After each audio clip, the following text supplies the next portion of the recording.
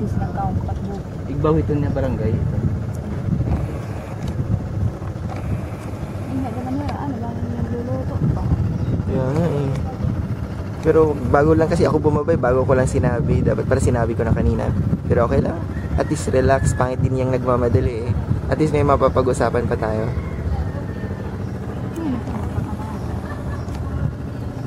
May mga patawan liwag din. Ano yung mga patawan? Mahaba pa ba to dito kuya? Malayo pa to? Oo. Yung tubig na yan? Oo. Pero dugtong lang yan sa dagat talaga, no? Walang sap. ito. Parang mangrove area lang siya. Safety dito magsakay. Oo nga. Diyan may nga may nakabuan ng pambot diyan. Likod pag malakas bagyo. Malaki ang alon. Hindi na ako to nakaalon ng malakas, no? Kasi naka-cover na eh. Ito, ang daming estudyante, oh.